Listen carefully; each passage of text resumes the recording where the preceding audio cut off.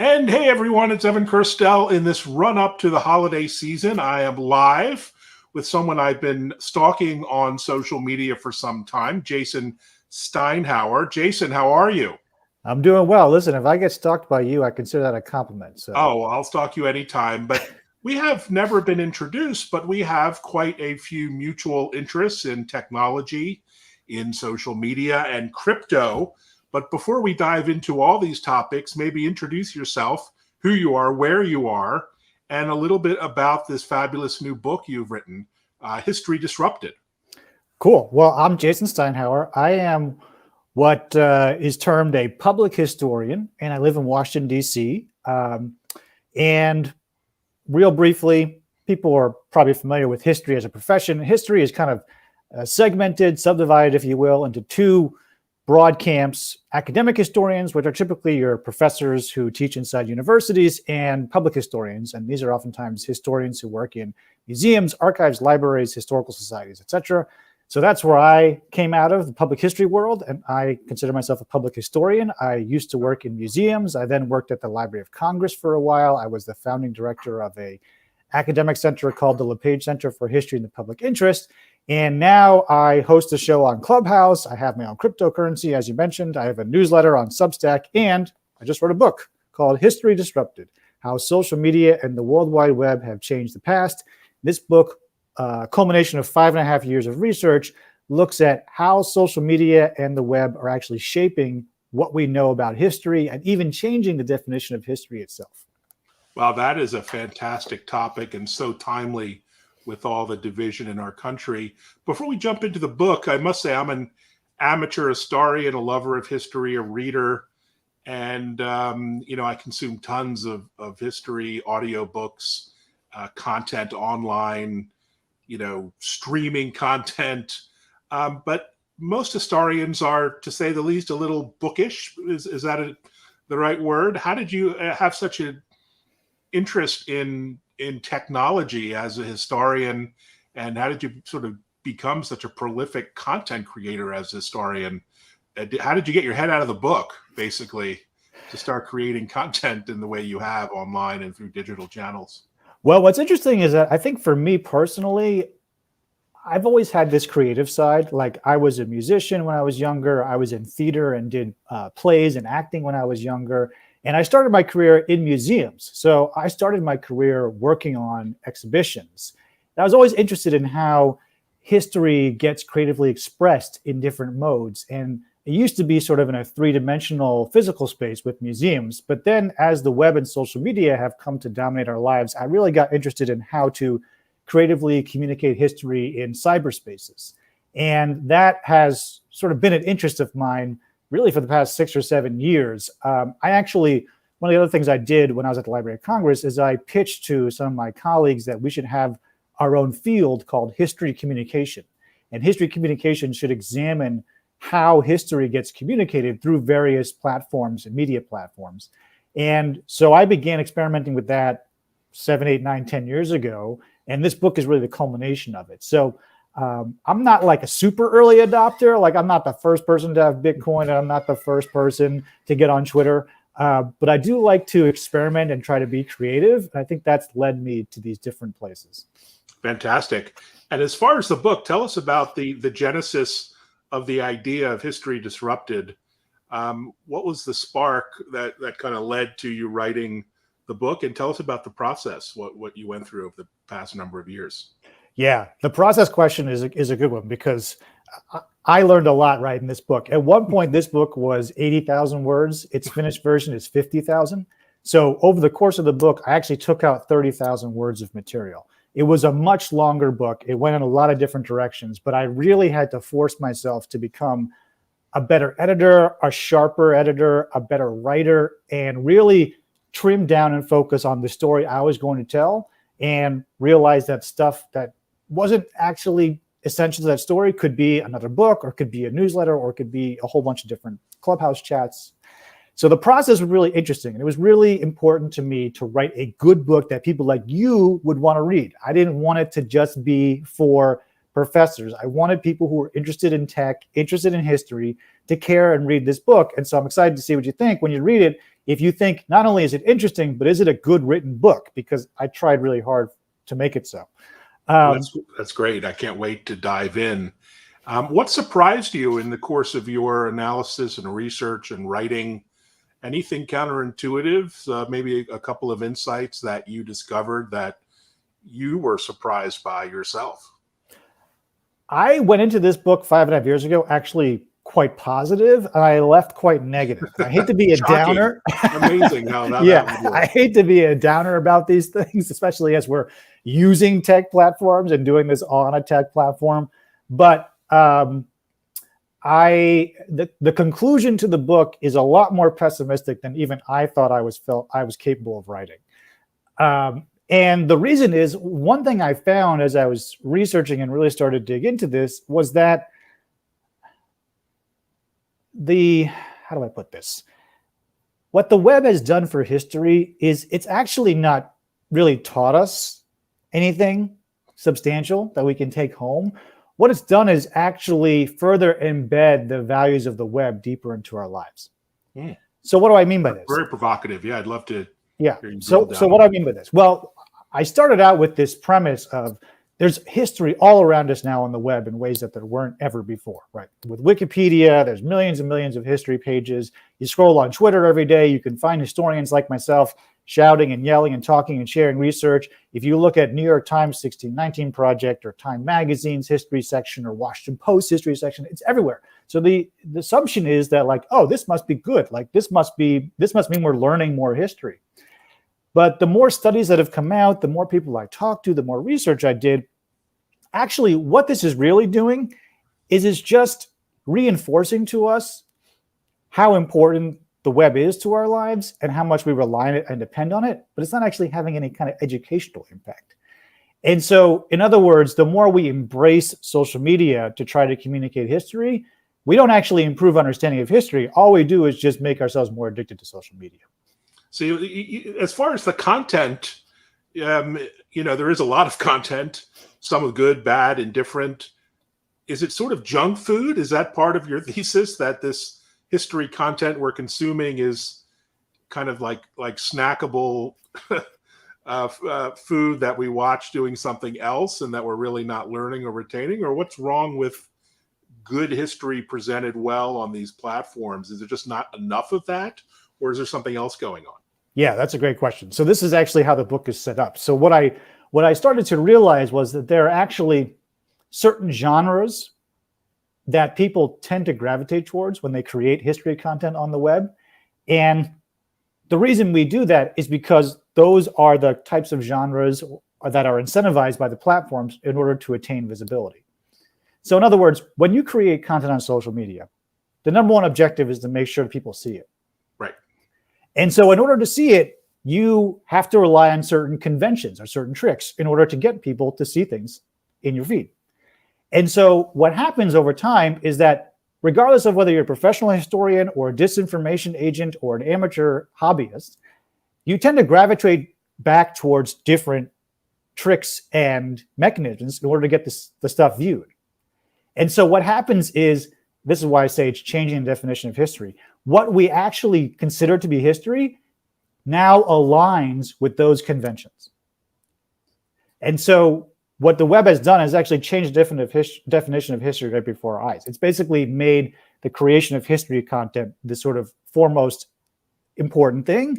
And like the accuracy of the information, the veracity of the information, the depth of the information, the scholarship behind it is all secondary to just getting viewed. And so that's why I say, like, in some ways, like, there is some good stuff out there that you can find, but it kind of gets lost in the wash, because really what emerges is these genres and these mechanisms. And that's where the history is really being changed. And so in the book, it's actually arranged, the chapters are arranged by mechanism. And so what do I mean by mechanism is probably what you're thinking, right? So for example, I have a whole chapter in there called The Newsworthy Past. Okay. And so basically the argument in that is that history doesn't see the light of day on the web unless it can be pegged to a news hook. And so that really doesn't teach you anything about history. What it teaches you is it teaches you how to peg your history to the news in order to make it visible online. So it becomes more about the mechanism than it does about the content. Yeah, and then add in hashtags and hyperlinks and videos and GIFs, and all of a sudden, yeah, it's all about the presentation. I'm beginning to understand where you're coming from. And indeed, when I look for good history content on YouTube, where I do spend a lot of time, there's this sort of sameness, you know, the animations, and it just feels the same. So I go back to reading or listening to like a McCullough, one of my favorite McCullough books, a real historian. And talk about the politicization of history. I mean, history and politics have always been inseparable. I mean, Stalin called them like one and the same. He was obsessed with rewriting history for political ends. So that's nothing new. But how has social media then become in and warped our perception of history when it's linked to politics? Yeah, I kind of skirt around. I touch on this issue at various points in the book, but I don't spend too much time on it. There's actually a great book by Margaret Macmillan called Dangerous Games, which I recommend people read, which really gets into the abuses and of history by political actors across the world. It's I think it probably came out in the early 2000s, but it's worth a read. One of the things I do talk in the book, though, about are disinformation campaigns and how those utilize history. And so in these political fights that happen on Twitter or elsewhere online, on Reddit or on YouTube, you will oftentimes find disinformation agents who are seizing on that to throw other historical narratives or historical incidents into the fray in order to agitate and aggravate, in order to flare up our emotions. And this happened a lot during the Trump administration. There's well-documented evidence about different disinformation campaigns conducted by Russian actors, for example, that really seized on African-American history and targeted African-American communities as a way to rile people up, get people angry, sow distrust. And then we see that play out in society, in the streets or online. So some of this stuff is really pernicious. And one of the challenges with social media is in the midst of these really hot debates that are happening online where everyone feels like they need to contribute, can we take pause and take a breath and ask, like, okay, where is this information coming from? Like, who is planting this piece of history in front of my eyes so that I'll see it and then I'll get upset? And we don't always take the time to do that. So I hope that this book could actually maybe start to help people be a little bit more media literate and historical literate when these debates flare up. We can ask ourselves, is there something behind this that I should be thinking about or skeptical of? Yeah, interesting. And I can see why you become more pessimistic as you went through this process of writing History Disrupted. Do you proffer up any solutions or steps to counter this rise of disinformation, misinformation, and rewriting of history? Any solutions here on the table that you can share with us? So one of the things I've talked about a lot the last week or so as I've been doing these interviews is, and I mentioned this in the book, but I probably could have gone more into it in hindsight. I think we need a new set of incentives for Web3 than we did for Web2. And I think, for example, the incentive of going viral, which has been a staple of Web2, I think is a terrible incentive. I think it's bad for society. I think it's bad for journalism. I think it compels journalists and editors and headline writers to write clickbait headlines with the sole purpose of having it go viral through networks and reporting back to their higher ups that their stories have done well online because they got X number of million views. I just think that's bad all the way around. And I do have a whole chapter in here about what I call the viral past. I think that that incentive that has been built into Web 2 should be removed for Web 3. I think we need a whole different set of incentives. I think we need to incentivize accuracy as opposed to visibility. I think we need to incentivize patience and slowness as opposed to speed and breaking things all the time. And I would love to see more conversations between different stakeholders to build those incentives. So it's not just built inside of an office in Silicon Valley without the input of scholars and government and citizens. I think it should be a much more collaborative process so that we can think through some of these things and build better incentives into the future of the web. Great idea, and that's really intriguing. In addition, you're a crypto enthusiast, as am I. We actually, quote unquote, met through Rally.io, which incentivizes a community of creator coin holders to build communities around the Rally blockchain with their own coins. And it's really fun to energize and build and gamify my audience. What's that process been like for you? And what is your coin name? Mine is B2B on the Rally blockchain. What is yours? So mine is JasonCoin, not the most original name, but I just there's only one Jason, so you nailed appropriate. I'm actually planning to use my coin to fund public history. So the idea behind my coin is if you're right now a historian who wants to host a series of Clubhouse chats or launch a history podcast, there is no funding. There's no one you can go to get funding for that because the big foundations don't write grants for it. And history departments and history museums don't have extra money laying around. So I would like people to be able to come to us in the JasonCoin community and say, hey, can you give me, 100 JasonCoin, which right now would be worth about $100, to buy a microphone or to do a series of Clubhouse chats, or 200 JasonCoin or 500 JasonCoin, and be able to give out these mini grants in crypto to help historians do more public-facing history work, which doesn't have to be online. It could be a museum exhibit. It could be whatever. So that's the plan. And we've actually set up something called the History Communication Institute as a way to sort of funnel these grants from point A to point B, and also to create community, to your point about incentives.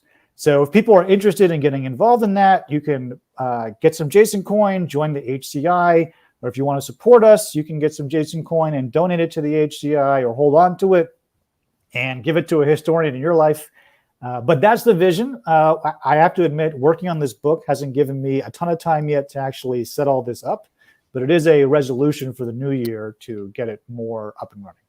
That's fantastic. And JasonCoin, for anyone listening or watching, if you buy 100 JasonCoin, I'll match that with equivalent dollars in my B2B coin. Aww. So we'll do a little matching. That's awesome. Thank you, man. I appreciate that. Here, it's a little complicated. Go to Rally.io, sign up for an account, and dive right into crypto. Way more fun and interesting than just buying Bitcoin, which who knows what the future holds.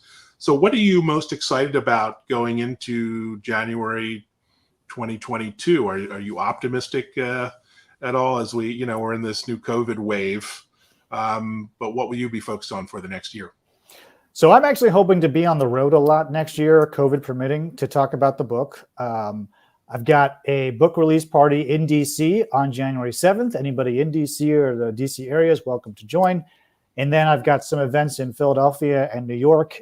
I'll be speaking at South by Southwest about the book. And also going to be doing something with the World War II Museum in New Orleans, where I am on their board. And then hoping to go to Europe. Still not confirmed yet, but I do have friends and colleagues over there who I've been working with for the past few years on history communication. And they're interested in maybe doing something. It might have to be remote and Zoom if the COVID situation is not great, but fingers crossed, if the COVID situation is good, I hope to be in Europe for at least a little bit during May and June of 2022. So if anyone's listening and wants to do something, a conversation around these ideas, or wants to just kick around some ideas about things we could do together, would love to chat. But that's going to be the focus for the next year. And you've been really prolific on social audio and Clubhouse. How has that experience been with the whole drop-in audio world? Are you going to continue your efforts there? Yes. So History Club on Clubhouse, that's the club I started in August of 2020. We now have 103,000 members, which is great. Congratulations. Thank you. Appreciate that. So yeah, we're going to continue doing history clubs. I don't know if I'll be able to do them every single week. I may have to do a bi-weekly schedule, but I want to, again, be having conversations that bring different groups of people together to think about media literacy, historical literacy, and how we build a future web that is better than the web we've just seen for the past 20 years. Well, and I feel like Clubhouse is a great place to do that. Yeah, what an optimistic tone to set for 2022. So let's keep it on a high note. Look, very nice to meet you. Let's put a name to the face and the voice finally. And again, buy some JasonCoin. I'll match that with B2B coin. And you can follow us both here on Twitter and LinkedIn, where this is streaming. And keep up the great work. Big fan. And we'll do a part 2 once I actually read the book and have some actual unique insights of my own to share. But thanks so much for joining, Jason. Well, Evan, thank you so much for taking the time. I know how busy you are, and everyone out there should definitely support what you're doing. Watch your show, get some B2B coin. As we say, my grandmother would say, you're a mensch. Thank you. That's the highest compliment one can give in this Hanukkah season. So thanks so much. Take care, Jason. All right. Talk to you soon. Bye-bye.